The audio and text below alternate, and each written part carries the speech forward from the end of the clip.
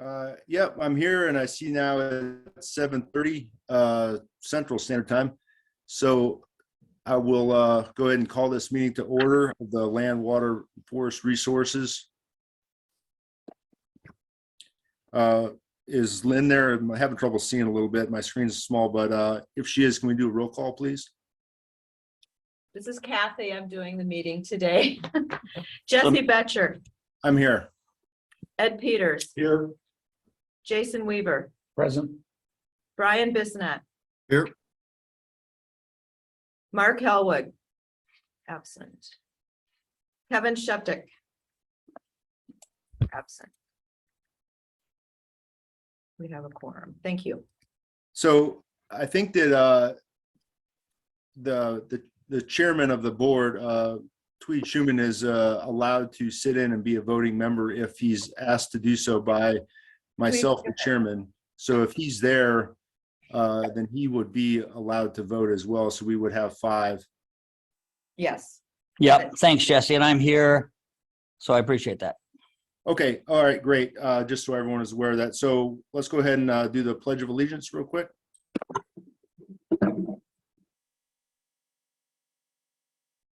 Pledge allegiance to the flag of the United States of America and to the republic for which it stands, one nation under God, indivisible, with liberty and justice for all.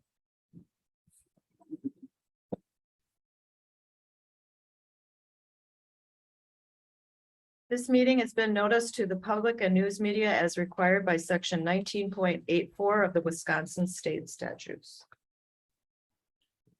Okay. Thank you, Kathy. This time we'll have public comments. If there's anybody in the room wishing to speak, they'll have 3 minutes. Yep. You have one, Jesse, Miss Linda Zelmer. Okay. Linda Zilmer, 902 Hollyville Lane, Birchwood, and also Edgewater property owner. Early this morning, I sent an email to committee members recognizing the efforts of Rod Olson.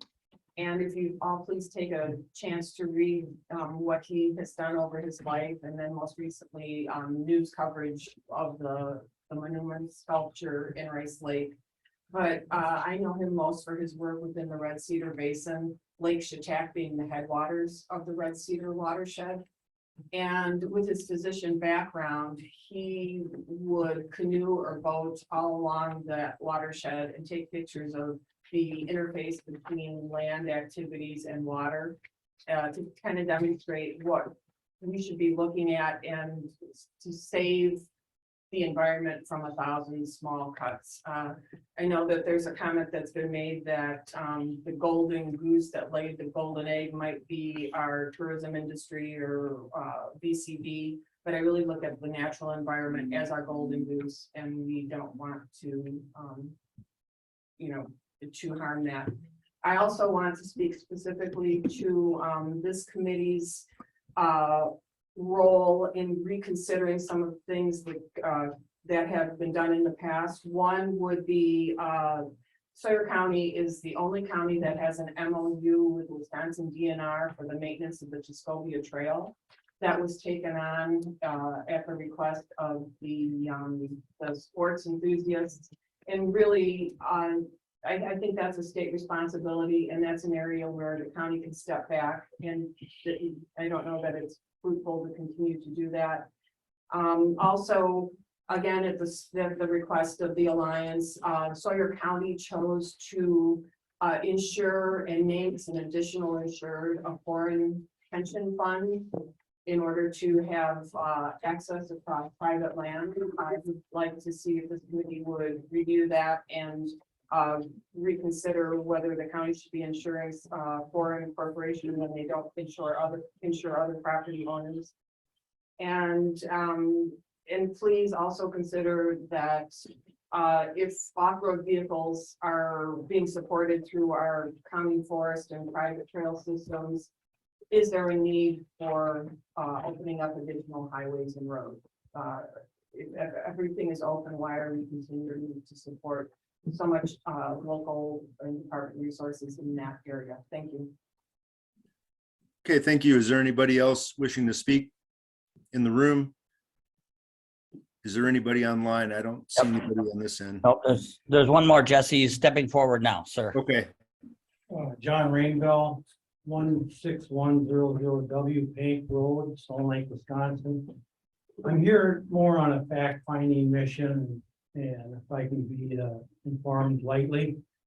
What I have here is the zoning, Mr. J, and I believe a complete failure on upholding the zoning of Sawyer County in the issuance of permits on a wetland adjacent to navigable waters.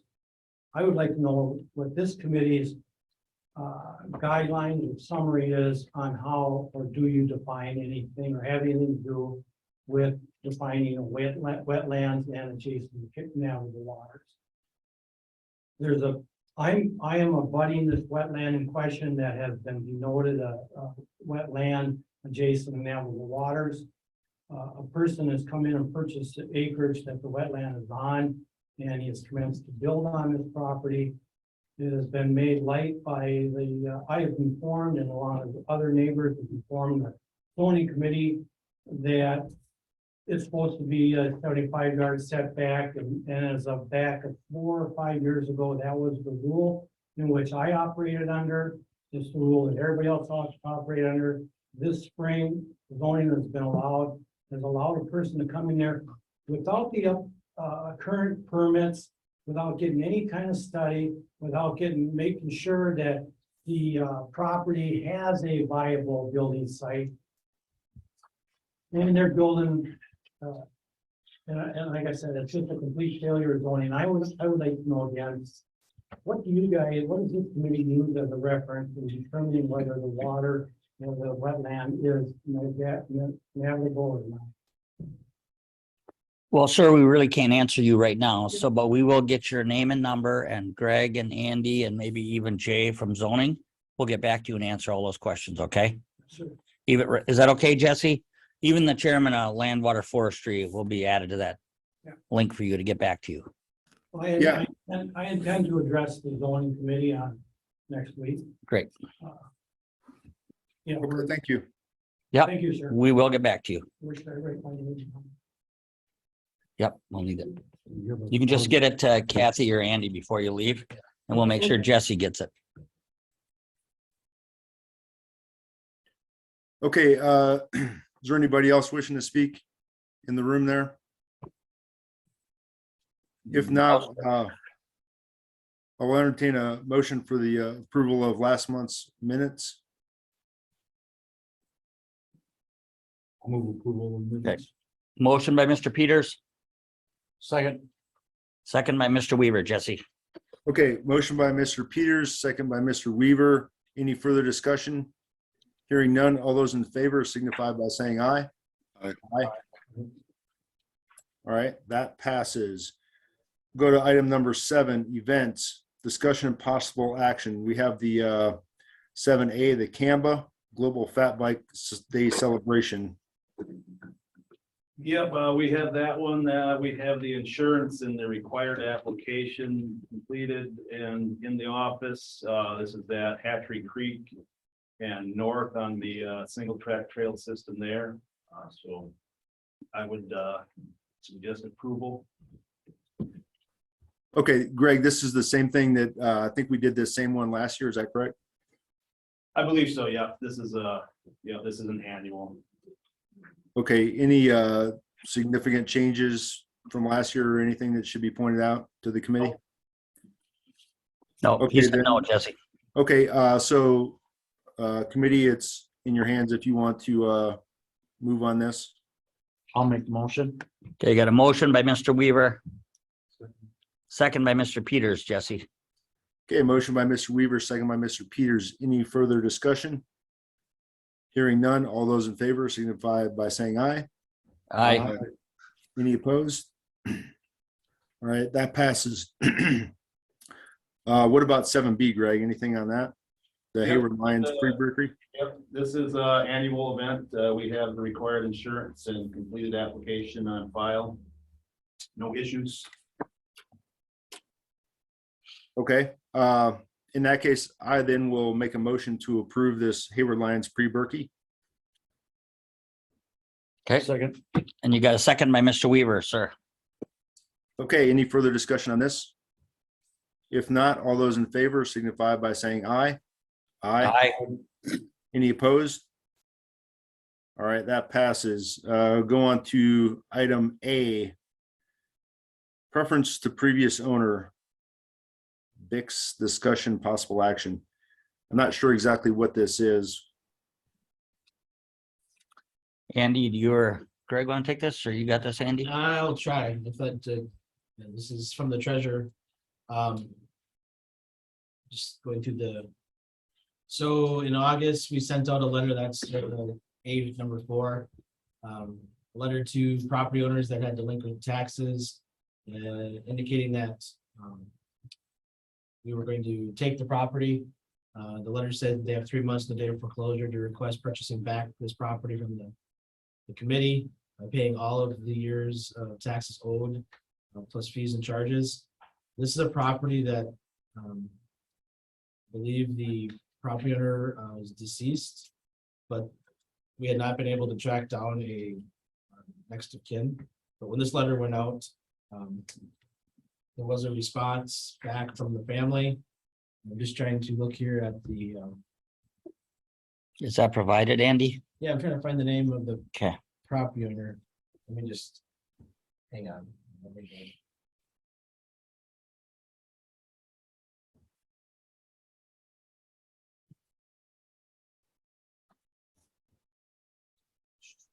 Hey, Andy, this is Jesse. Is the treasurer not available? She is not here at the moment. Would you recommend, based on that, would you recommend that we postpone this until next month? No, I'm just looking up the emails. Her and I have worked on this. I just couldn't remember the name. It was Joseph and Marjorie Venturella. And then the grandson came in and offered to pay all of the, as the letter states, all of the back taxes and penalties. And so they came in last week and paid those all up. And so this is just coming to the committee to get a motion to accept their payment, and that property is removed then from, we transfer the property back to them, actually back to, there's a not a reversal, but we deed it back the same way we took the deed. And then we don't put this property up for sale. So then there's no more debt. Right. Right now, we're all They're all paid Square. up for current. We can take the property after 3 years. We require that they pay all the years that are outstanding in order to reclaim the property. Which they've done. So there's no action needed on this anymore? I think we're just looking for a motion to accept their payment. Okay, I didn't see the information about the payment in the materials that were online. So I guess if that's the case, I would say, let's move ahead and allow them to take the property back. So Jesse, it looks like you got a motion from Mr. Peters and a second by Mr. Weaver to do just that. Okay, motion by Mr.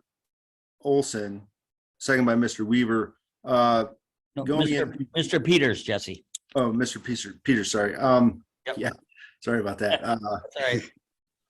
Okay, in further discussion, my only concern on this is that the people who paid the taxes since the previous owner is deceased, do we have confirmation that they are in fact a family member, next of kin or other, and not just some rando, neighbor or somebody of the property who came in and paid the fees, and now they're going to own this property just for paying some back taxes? Do we have confirmation of that, Andy?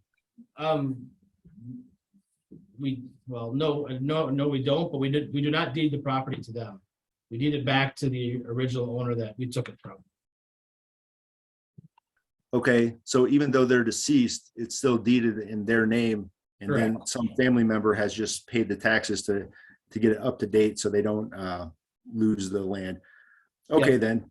All right, that makes sense. Is there any further discussion on this? Nope, doesn't appear to be here, sir. Okay, then, all those in favor of approving or accepting the payment, signify by saying aye. Aye. Aye. Any opposed? All right, so that passes. Is there anything else we need to cover on item 8, Andy? Nothing else, nothing on 8. Okay, great. So we'll go to item 9, Land Records and County Surveyor Department report.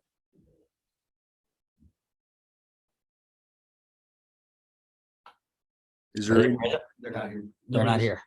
okay, They have a written report? I didn't receive anything. And I don't know if Lynn did. Is Lynn just out for the day or is she just busy in another meeting? Lynn's tied up with elections. I imagine so. Okay, then we'll move on to if we could make a note, Kathy, to put that back on the agenda for next month, item 9, and we'll move on to item 10, Sawyer County Forestry Department. 10A is Recreational Trails Report, motorized first. Is Ms. Kathy LaRue in the room? Yes. Just a short report. Our clubs have been working in Sealy Hills and actually all the trail systems to remove leaning trees, brushing, mowing, re-signing. ATV season is winding down. We have some closures coming up. The trails within the county forest land, those trails remain open until snow grooming begins. After that, those are closed to UTVs. ATVs that weigh 900 pounds or less can still use the groom trail system. The state land, the Tuscobia Trail is closed from 11:15 to 12:15 during hunting season, and then it reopens. The other state, the Flambeau Forest Trails, those close on 11:15 and remain closed throughout winter. And then federal land, the trails in the Schwamigan and the Dead Horse generally stay open all year to UTV and ATV traffic. Let's see, a little bit on the counter data that I've been collecting. Some interesting statistics on Saturdays. The Tuscobia gets an average of 232 riders every Saturday. Trail 31 in the Sealy Hills gets an average of 154 riders on Saturdays. So I'm continuing to collect that data. I'll be moving the counters around for snowmobile season. That's about it. Okay, thanks, Kathy. I just have a question on that Tuscobia Trail closing during deer season. Is that usual? Is that normal? I thought it was open pretty much year round. No, it's every year. And then there's also a section, a short section by Trail 31 closer to Birchwood that closes on 10:15 as well. So that was already closed, just a short section of the Tuscobia. And that's been every year to my knowledge Okay. during hunting season. Any other questions for Ms. LaRue? Yeah, I do, Jesse. This is Tweed, and it's actually for Greg. Greg, have we had any issues on our county trails during hunting season? I mean, are they required to wear blaze orange like the hunters and anything like that, or is they run into? It's suggested, certainly. Okay, Yeah, I mean, I can't recall any specific complaints or conflicts, but I know deer season on the county forest can get a little bit tense in places, so. Yep. But nothing specific with ATV trails. gotcha. Thank you. Okay, if there's no more comments, is there anybody in the room to speak about non-motorized trails? If not, we'll go to 10B, timber sale bid approval, discussion and possible action. Okay, yep, you have a summary sheet and then the sale bid results. We had our fall timber sale bid opening last Tuesday, November 1st. We offered 21 tracts. We sold 14. The 7 we didn't sell are still lingering hardwood sales that just don't seem to have the interest with the market conditions right now. So we keep we keep putting them out there. We're probably gonna look at doing some over-the-counter sales, if we can on some of these hardwood sales. We might be able to get a few of them off the books that way. Sold value was just over 720,000. It's a little bit off of our normal goal for a sale bid opening, but for the year, we have sold over $2 million in timber sales sold value. So our spring sales are usually the big ones for the year, and the fall is a little bit less. So for the whole year, you know, it's looking pretty good, but you look at some of our prices on our major products, like aspen and hardwood pulp, we did see a significant decline in our average price for the winning bids. Given the market conditions, the diesel concerns and things along those lines, we're still in okay shape. But it's a little bit less than what we were hoping for, but we're in a fix with the prices in the markets right now. So some of the log prices did go up. Our mixed hardwood log bumped up a considerable amount. So markets shift around. So, but that being said, the bids that we did have, the high bids on all the sales are from known contractors with no outstanding issues with us right now. So I would suggest approval of the high bids on the timber sales as spelled out results. Okay, so we're looking for a motion to accept these bids. Is that correct, Greg? Yep. Okay, committee. Okay. Yep, you got a motion by Mr. Peters and a second by Mr. Weaver. Okay, a motion by Mr. Peters, second by Mr. Weaver to accept the bid amounts that Mr. Peterson has provided. Any further discussion? Hearing none, all those in favor signify by saying aye. Aye. Aye. Any opposed? All right, that passes. And then we go to C, the county forest report. Jesse, I just have one question, and I think Andy Sure. does as well. But Greg, what happens to these other 7 bids and that we didn't receive anything? Do you approve them yourself, or does it come back to this committee? If we do an over-the-counter thing, I'll bring that to the committee to set up. I know other counties have started doing this, but I'll bring a proposal to how we want to handle some of those if we want to offer over-the-counter for a couple of these sales. So that's something we can look at next month, but I wouldn't be directly approving Gotcha. timber sales without coming. Yeah, I was just wondering if that did. I have 2 questions, like, it's off, like 10% off or 2% off, and then was there a decline in the number of bidders? I don't have the numbers in front of me, but it seemed like it was kind of a light opening. There was a kind of a lack of interest overall, so. Okay. Yeah, so like I said, the fall bids are sometimes a little bit less enthusiastic, so. But Greg, does this fall money then on these bids come in and affect our 23 budget? And do you see will it affect our revenue stream for forestry? like I said, for the, we usually target about 1.8 million for revenue for the year. So we sold a little over 2 million for the year. Okay.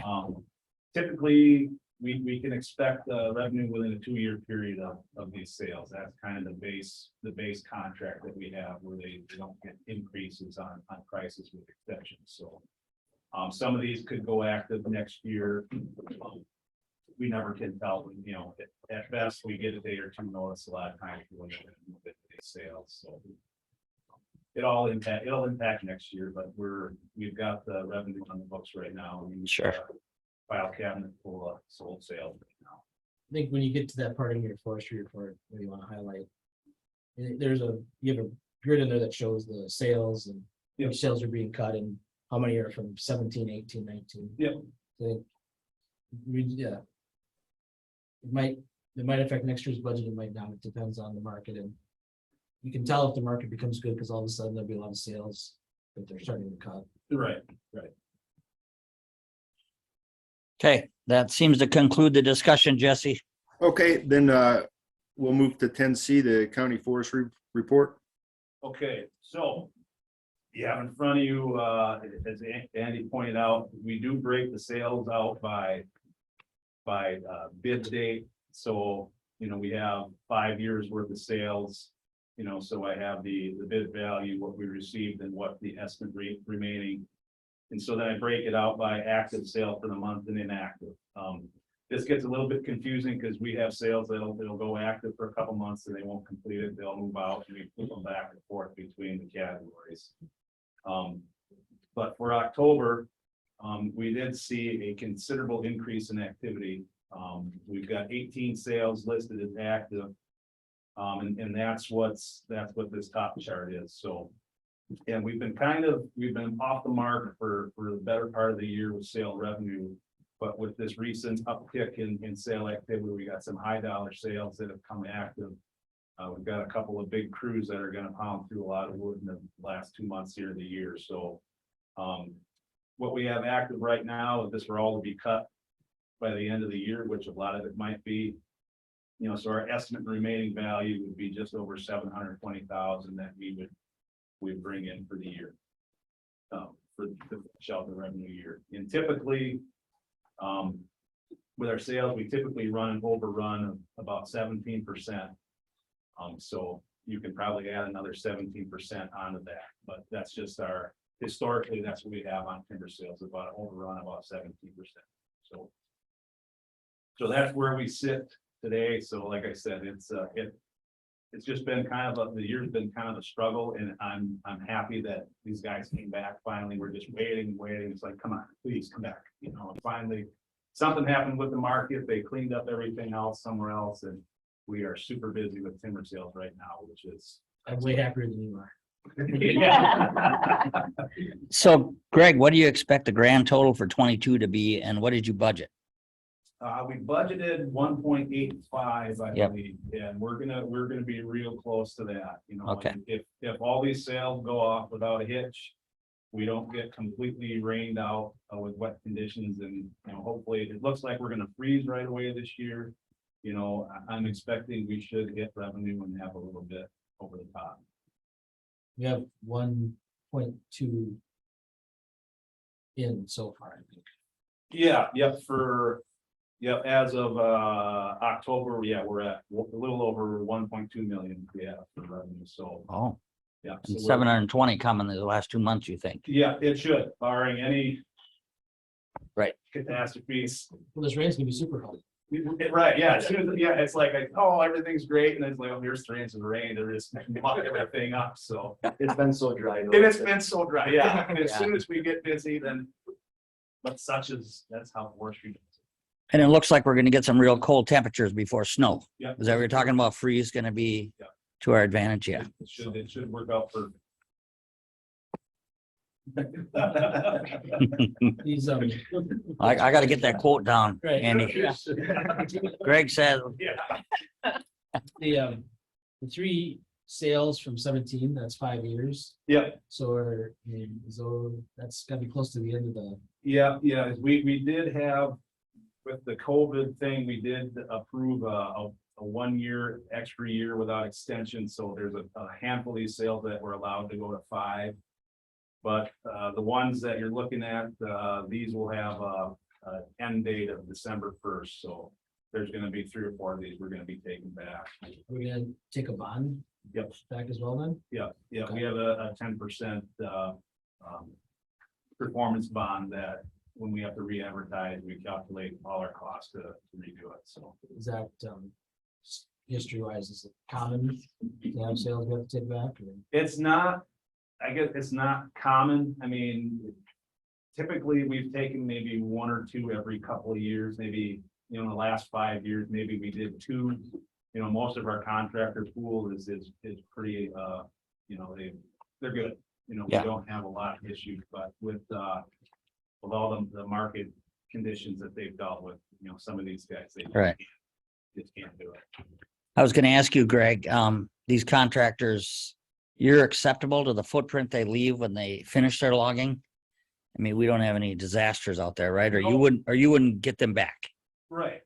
You know, it's like that's part of the performance bond as well, you know, and then we maintain, you know, things. Granted, what we look at is good management Yep. and appropriate is sometimes not viewed that way by the public, but We do have a pretty rigorous standard of how these sales are supposed to look when they're done. You know, we inspect once a week a minimum, and we do the final inspections to make sure everything's as it should be, so.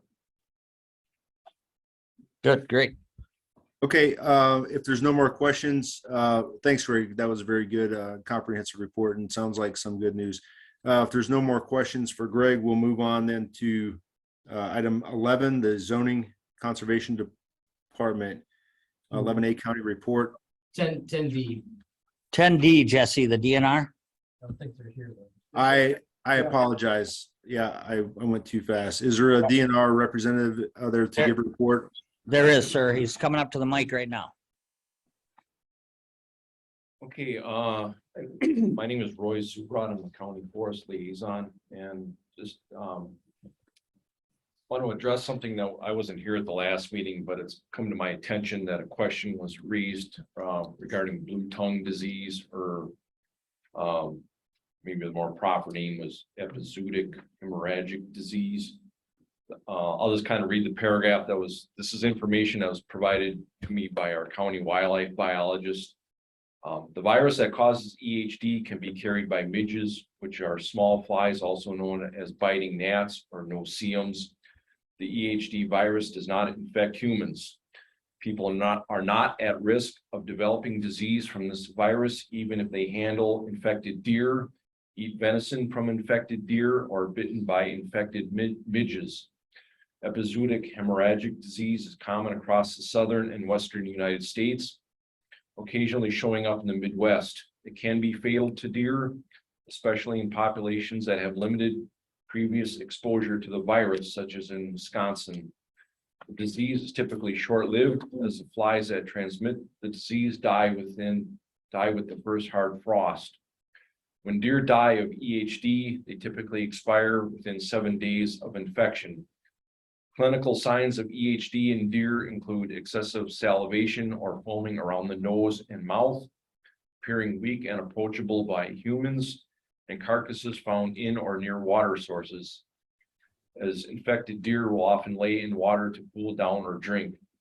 The disease was diagnosed for the first time in Wisconsin deer in the fall of 2002, when approximately 14 deer were found suddenly dead in Iowa County. Between 2002 and 2011, blood samples from deer were collected and tested. The results did not find antibodies to the virus that cause EHD, which suggests that deer in Wisconsin are not routinely exposed to these viruses. Sporadic outbreaks of epizootic hemorrhagic disease occur in Wisconsin. In the fall of 2012, deer found dead in 8 southern Wisconsin counties tested positive for EHD. In the fall of 2019, EHD was detected in deer found dead in southwestern Wisconsin.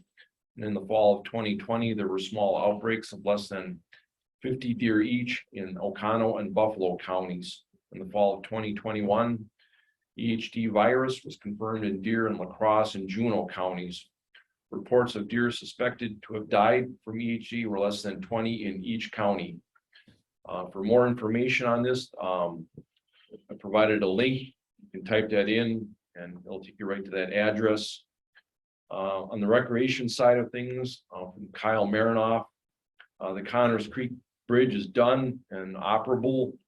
That means the trail will be open for snowmobile use this winter, and the docks at state boat landings have been removed for the season. Any questions? Okay, hey Roy, that's a good update on that blue tongue disease. I didn't realize that we had any cases, let alone that many, but sounds like it's not really harmful to humans, so that's good news. Any questions of the DNR? I guess I do real quick. Ray, does that include cattle too? Can cattle get this? I'll have to ask. Oh, okay, sorry. As far as I know, that's a different virus. It is in the same area, transmitted by the same kinds of midges, but it is a different virus.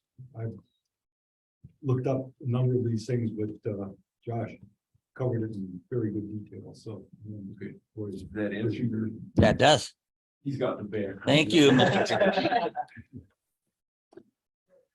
All right, if there's no more questions, I think now we can move on to item number 11, zoning and conservation department. For our county report, we've been taking advantage of the nice weather lately and getting a lot of our project surveys completed and stuff, so we can work on some design work this winter.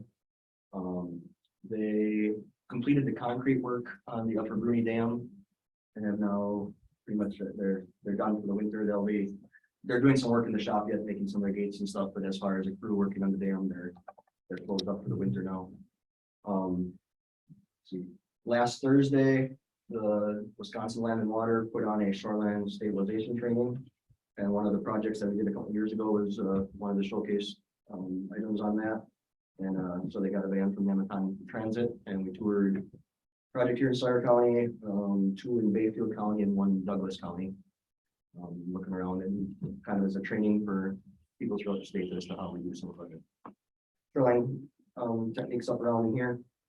And that's about it for right now. That's all for your county report? That's all for county report. That's Okay, item 11B is the Sawyer County Aquatic Invasive Species Grant Program, discussion possible action. Yeah, so this is a resolution to show that Sawyer County backs the Aquatic Invasive Species Program. It's necessary for getting AIS grant. I believe this year's AIS grant has the deadline for it has passed, but we would move forward with one for next year. But I said this resolution here shows that the county backs the AIS program and is one of the components to applying for grant funding for it. Okay, is this something that is just kind of a nice thing to have, or is this going to actually hold some some weight in future grant applications? Correct. It as having this resolution on file shows for our upcoming grant application that the county is committing to the AIS program. Okay, so we're looking for a motion for this resolution. You got a motion, Mr. Chairman, from Mr. Weaver? And a second by Mr. Peters. And that motion was for approval? Yes. Yes, sir. Okay, motion by Mr. Weaver for approval of this motion in support of the AIS. And second by Mr. Peters. Is there any further discussion? I guess I have one more question, and it pertains to if this is going to, commit us to something maybe potentially further down the line where we're going to be required to fund, something that's to combat the AIS. Is there any potential that we might incur some additional, unexpected expenses as a result of this? Well, we use existing staff to do our AIS program. So if we don't have the funding for the AIS, their duty will just shift to more of our regular type work we do. So this is just a benefit for when we get the AIS funding, they focus more on the AIS. Okay. Is there any further discussion? If not, all those in favor signify by saying aye. Aye. Any opposed? All right, that motion passes for that resolution. Great. USDA report. I think Kevin is gone. Is there any other representative that can speak on this, or is there a written report? Neither, sir. Okay, well, that will be back on the agenda for next month. LCO report. Brian, you got anything for us, or is there somebody else speaking for you? Sure. I'd like to give our walleye stocking report. Last week, we finally concluded our stocking program. We actually had the best year that we've ever had as far as stocking. Now our extended growth, what's stocked in the lakes typically is 7.4 inches on average. This year we stocked 24,739 at Big LCO, 9780 in Chippewa Flowage, 860 in Gurnall Lake, 1132 in Indian Lake, and another 6,603 in Windfall Lake, for a total of 43,114 extended growth walleye we stocked this year. So, you know, it's our way of replacing more than we take. So it was a good year, and we're expecting the same results or better next year. So. Okay, great. Hey, Brian, on Gurnall Lake, you know, there was some kind of something that was killing the fish there earlier this year. Was that affecting the walleye at all, or just panfish? The only dead fish that we recovered were panfish, bluegills, mainly bluegills, few crappie. Okay. All right, great. Does anybody have any questions for Brian regarding the LCO report? I guess I do. I have one, Jesse. This is Tweed. Brian, what's I see NRCS. We have a deal with them. What is that for, and how successful was that project? Typically, we contract with NRCS for habitat improvement projects. Currently, we have a couple open projects right now that are basically tree specific, meaning that what we, you know, because poplar has a tendency to grow up before anything else. Basically, what we do is, you know, like up on Larson Road, for example, there's red pine that we want, or not red pine, red oak rather, that we're trying to get to regen. And so what we do is we go in there and we take out all the the small slashings, and just to give the red oak a chance to grow back. So typically, I mean, we've had all kinds of different, anything from monarch butterfly habitat improvement projects, a lot of forestry related, erosion mitigation. I mean, we've done a lot of projects with NRCS. So, Yeah. Thank you, Brian. All right, any more questions of Brian? If not, move on to item number 12, which is the carbon credit update with discussion of possible action. In we're going to need a motion to go into closed session on this.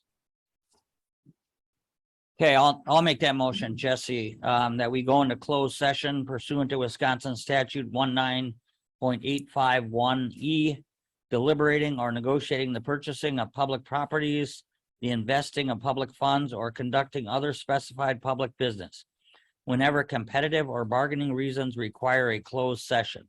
Motion. Second by Mr. Weaver. Jesse. Okay, motion by Mr. Schuman, second by Mr. Weaver. Any further discussion? And I think we need a roll call vote on this. Is that correct, Kathy? That is correct. Okay. Okay, if we could do that, Kathy, roll call vote, please.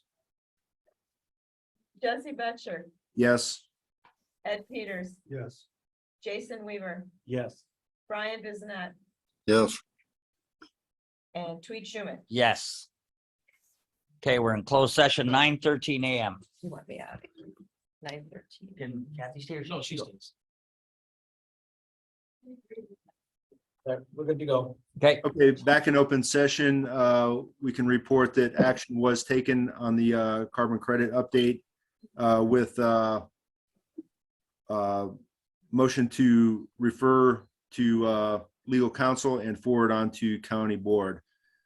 So we can go on to item number 13, courthouse fees update for the 2023 budget. This document I asked to be put on all the committee agendas, just in case there were any questions or request to review further. for this committee. You can see that there are some forestry. Not, I mean, not all, not many in this committee, I don't think were updated. So forestry has their permit or charges to the public. There are no changes indicated there. Then. Let's see here.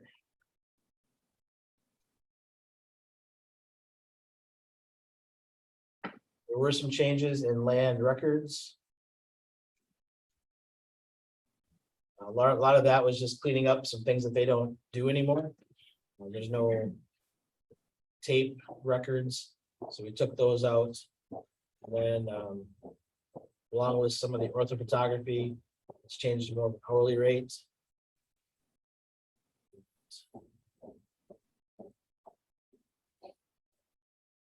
Under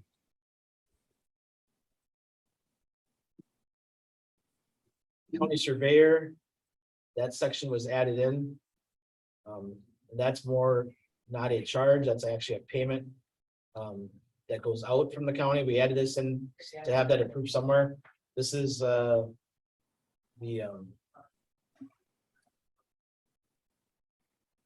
guess you would call them, they call them bounties.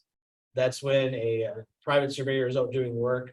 If they reestablish a survey record or survey monument, we'll pay them X amount of dollars. If there's existing references, they get a smaller fee. But that just encourages private surveyors when they're out doing their work to help reestablish official monuments so that future surveys are have those to use as reference points. I think those are the only ones that those are the departments applicable to this committee and the changes that were made. Okay. Any questions for Andy on the courthouse fees update? I don't think we have to, there's no action to be taken. This was just informational. Yep. Okay, so we can go to number 14, future agenda items. I don't think there's anything from me. Does anybody else have anything? All right, number 15, correspondence reports and from conferences and meetings. All right. Nothing. I would just like to add that I want to thank the committee for putting up with me being remote. I know it's unconventional for the chair to do this, and the vice chair is out with an injury, and Mr. Schuman said that he could join us and he would be willing to chair. But based on our rules, with the chair and vice chair not being physically present, then the clerk would have to step in, and she's not there. So I don't like, chairing a meeting remotely, but I will try to not make a habit of this. So thank you for putting up with me. If there's nothing else, we are adjourned. Thank you. Safe travels, Jess. Thanks. Yep. Thank you, everyone. Good job, Andy.